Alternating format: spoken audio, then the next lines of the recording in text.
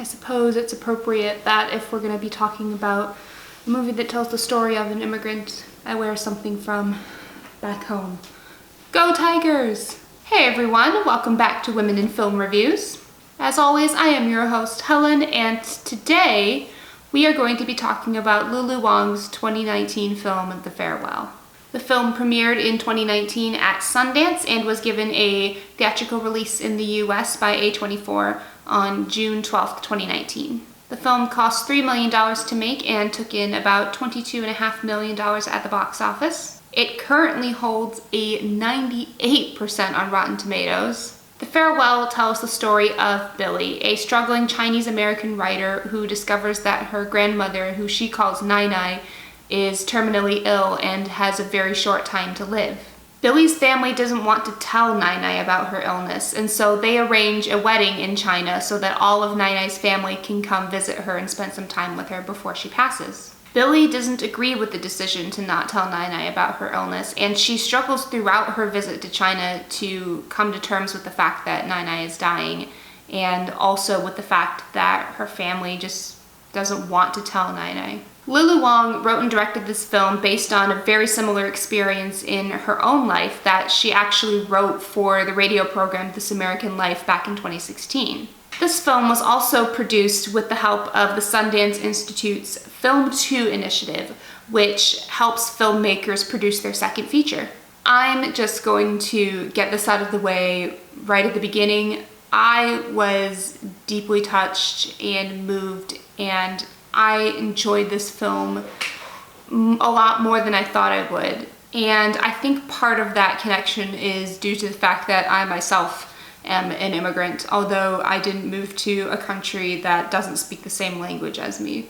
But that aside, I think this is a really universal film. At its core, The Farewell is a movie about the importance of family, but it also recognizes that absolutely no family is by any means perfect. You see this with the way that Billi interacts with her parents and the way that they moved to America when she was quite young and that they don't quite understand her life. You see that her dad has a drinking problem. Billi's family has also spent so much time apart from each other. They really emphasize the fact that the whole family hasn't been together in one place since about 20 years prior to this film. Billi's parents went to America, her uncle and cousin went to Japan, but at its core, they are all there because of Nai Nai, and they are there to just try to celebrate being together, and yet you see all of the fractures that come up when they all come together. I feel like anyone who does have a really close extended family like I do can kind of relate, because you have the core family unit and then those kids grow up and have their own kids and live their own lives, and everyone becomes a different person than they were when they left. Let's get to the performances. Everybody in this movie is outstanding, but I want to single out two in particular. First, we have Awkwafina as Billi. Oh my goodness. So Awkwafina is known more for her comedic work. She's done work in Crazy Rich Asians and Ocean's 8, but this is the first time that we've really gotten to see her in a leading dramatic role, and she's just heartbreaking. She plays this character who is trying to come to terms with the fact that her grandmother is dying and she doesn't know when she'll be able to see her again. She doesn't have a lot of money. She's just trying to make things work and trying to make her family understand. And she's also a character that doesn't feel like she fits in. She wants everything to be the way it was when she was little and she got to spend those summers with her grandmother, and it's just not going to be that way anymore. And speaking of her grandmother, I'm so sorry because I'm going to butcher this name because I am American as all get out, and I'm sorry. Zhao Shusen, amazing, iconic, queen, we stan. I love the character of Nai Nai in this film. She is the grandmother that you want, the one who is going to be there to hold you and cuddle you when things are bad, but she's not afraid to, well, Sorry, younger listeners, but she's not afraid to talk shit about anyone. I'm sorry. Forgive me, Grandma. I didn't mean to swear. Them two, Awkwafina and Zhao Zuzhen, are just absolutely breathtaking in this movie individually in their performances. They inhabit these characters, but they're even better when they're acting off each other, because Nai is, of course, oblivious to her condition, although there are times when she suspects, but she's very loving towards Billi and just wants Billi to be okay, and Billi can't tell her why she's not feeling good, and it's just this very interesting dynamic. So this movie was marketed as a comedy, and I don't necessarily think it's a comedy in the sense that marketing teams tend to brand things.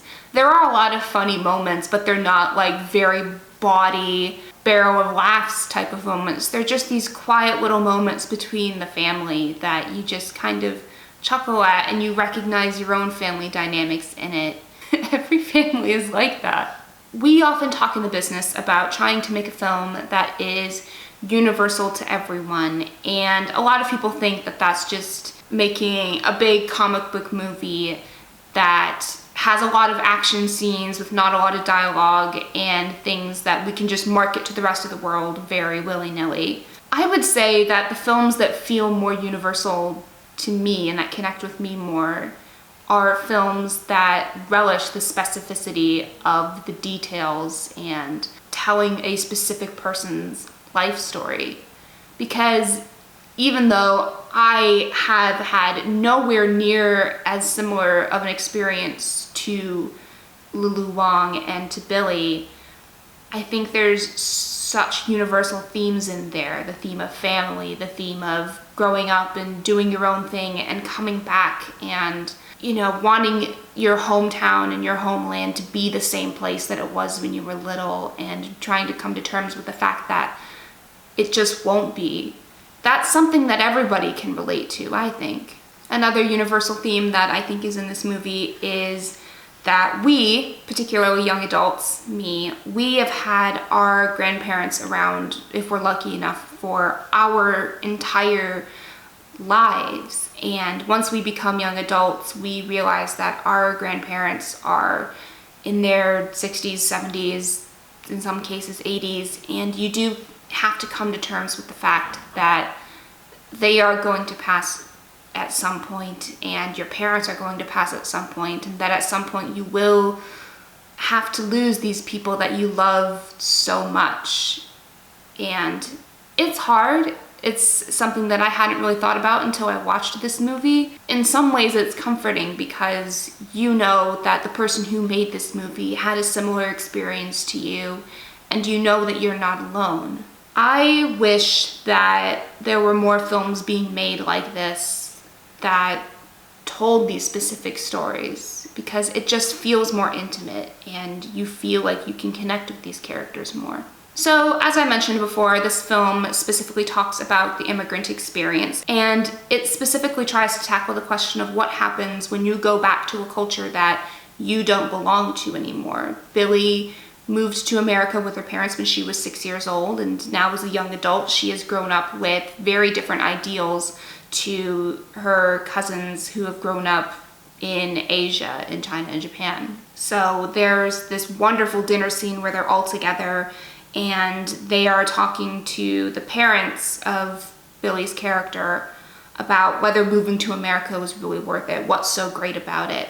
Another kind of subtle aspect of this cultural difference is the fact that Billi does speak Mandarin, but it's quite broken Mandarin, and she at times has to ask her dad for the Mandarin translation of a certain word that she wants to say, like congratulations at the wedding. There's a discussion that Billi has with her uncle about the difference between Eastern and Western culture, and the fact that Western culture is much more about individualism, whereas Eastern culture is about more to do with collectivism, and that's where the practice of not telling a loved one that they are close to dying comes from, is because that they feel that they have to bear this burden for her and that they don't want her to be saddled with it. And that's something that I think Billi has to come to terms with. This is a very common practice in China. We are not meant to villainize these people because that's what their belief is. We might be told to question it based on our ideals, and I think that's part of what Lulu Wang wants to do with this, is to showcase this aspect of her culture to a very Western culture. But we're also not asked to think of these people as bad people. They're just a family that's trying to cope with their matriarch's impending passing, and everybody copes differently. We're not told to other this experience. We're told to try and sympathize and empathize with the family. And I think that's done quite well because, spoiler alert, if you haven't seen the film, skip ahead a few seconds, Billi doesn't end up telling her grandmother of her illness throughout the film. You would think that that would be the climax, is that Billi would break down and say something. She doesn't. And in fact, Lulu Wang's real grandmother, Nai Nai, who inspired this story, still didn't know about her diagnosis until I think partway through filming the movie. According to the film, the real Nai Nai is still alive and well. So as we talk about Billi's story of immigration, I just want to talk a teeny bit about why this resonated so much for me and what this has to do with my own experience moving to the UK. I moved to the UK in 2018. You guys probably know that if you've been following me for a long time. I had lived in the UK for a very short time in 2016 prior to that. I always felt that I loved my home culture in West Michigan and Northern Michigan, but I always felt that that wasn't necessarily going to be the place that I made my mark. I was the first in my family since probably my Dutch ancestors who came to the United States in the 18 and 1900s to move countries. That was a big deal. There was a lot of conversation about whether I should, whether I was being irrational, not necessarily bad things, I guess. It was just a very different cultural experience for everyone, really. It meant coping with the fact that I wouldn't be visiting as often, that when there were big family gatherings in the States that I wasn't necessarily going to be there for them, and that when I went back to visit them, I did in February of this year before the pandemic hit, there were a lot of things that I enjoyed being able to do again, to get behind the wheel, to experience a Michigan winter, to see all of my relatives and my friends again, and that was wonderful.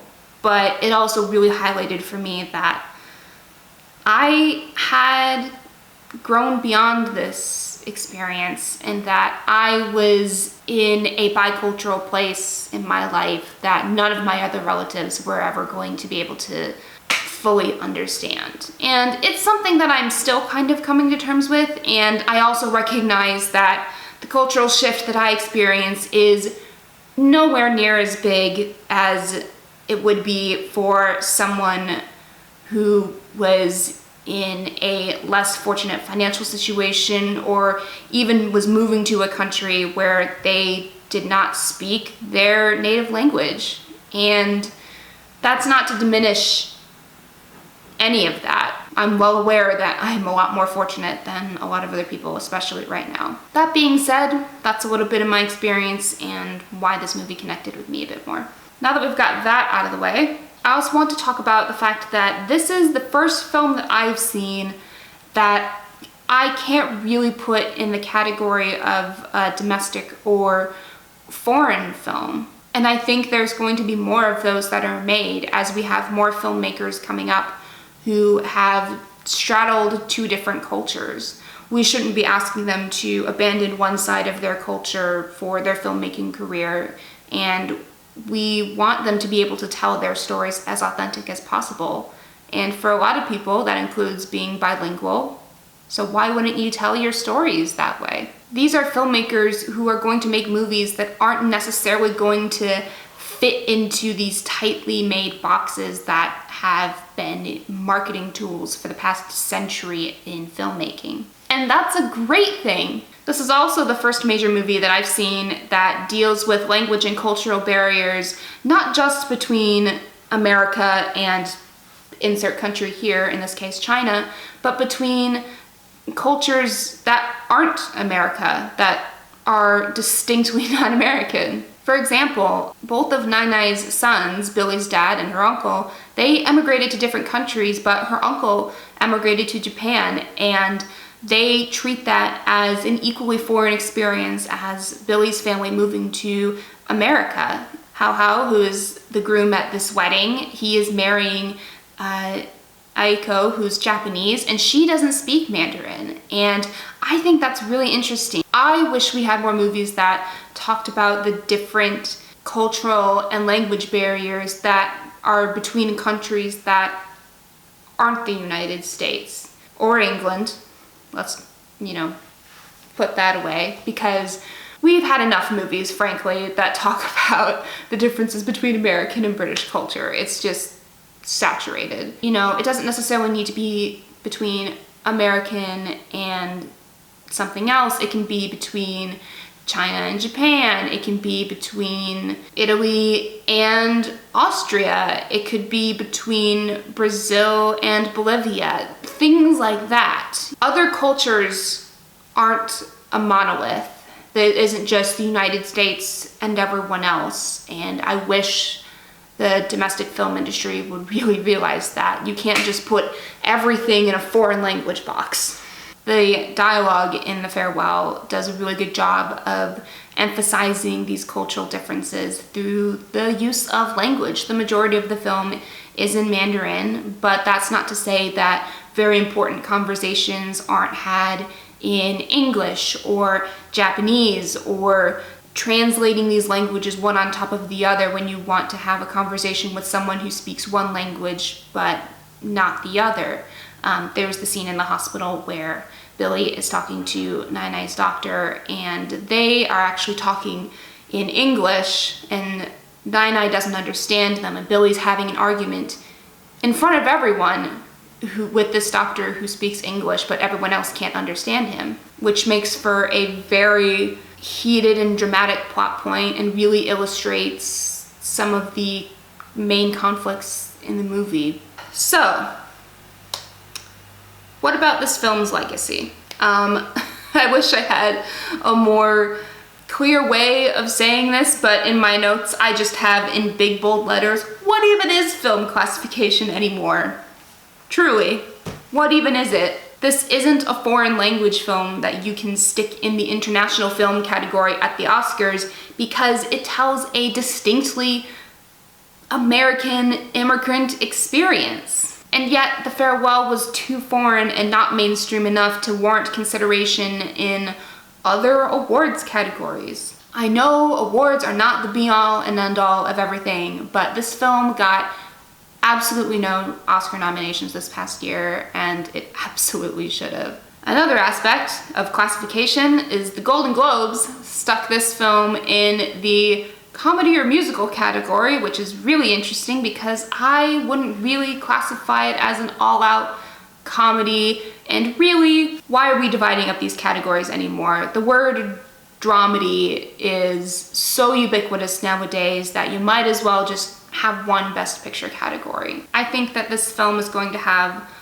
a big audience and a huge resonance with people who have similar experiences to Billi and her own immigration story. Even for non-Chinese immigrants, I think that anybody who has ever uprooted their entire lives and moved to a completely different country and left their entire culture behind is going to be able to relate to Billi and her story. This is a deeply personal story that will resonate, and I hope we get more very specific looks at the immigrant experience from filmmakers who have that life experience. As far as Lulu Wang's future plans, she is currently developing an adaptation of Alexander Weinstein's story collection, Children of the New World. So I hope we get to see that post-pandemic. I can't wait to see what else she does. Bottom line, I was really moved by this movie, and I hope it becomes a classic. So that does it for this episode of Women in Film Reviews. If you'd like to see more of these, you can subscribe below and watch my previous video here. You can also subscribe to my vlog channel here. You can visit my website, helen-grotheist.com, to see all of my content in one place, plus periodic blog posts. If you become a patron at patreon.com/HelenGrotheist, you can support me for £5 a month in creating the content that you love, and you'll get some exclusive goodies. Make sure to follow me on Twitter, Instagram, Facebook. All of the links I've just mentioned will be in the description down below. Thank you guys so much for watching and supporting me so I can make videos like this that I want to. Whether you're a long-time viewer or you're brand new to the channel, remember to keep living awesome lives, and I will see you all in a couple weeks. Bye.